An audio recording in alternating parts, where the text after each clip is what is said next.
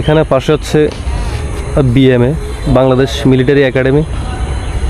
এখানে সেনাবাহিনীর প্রশিক্ষণ কেন্দ্র।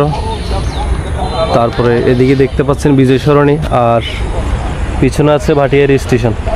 এই বাজারটা হচ্ছে ঠিক এখানে পাশে। এখানে আজকে বিকেল 3:30 ঘটিকার সময় একজন মানুষ ট্রেনে কাটা পড়েছে ঠিক এই জায়গাটাতে।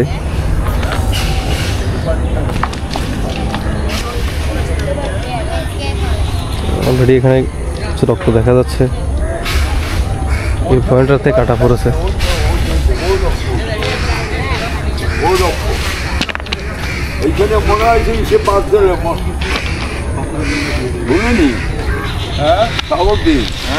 এখানে প্রচুর মানুষ সবসময় বসে থাকে, তো অনেক সময় মোবাইলে কথা বলে অথবা কানে হেডফোন রাখার কারণে সচেতনতা হারিয়ে ফেলে। পরবর্তীতে এখানে ট্রেনে কাটা পড়ে আর কি। তো এখানে অনেক মানুষ কাটা পড়েছে এ পর্যন্ত। আজকে বিকেল 3:30-এর সময় একজন মানুষ কাটা পড়েছে। অলরেডি এখানে কিছু মানুষ দেখতে পাচ্ছেন, কিছু মানুষের জমায়েত হয়েছে।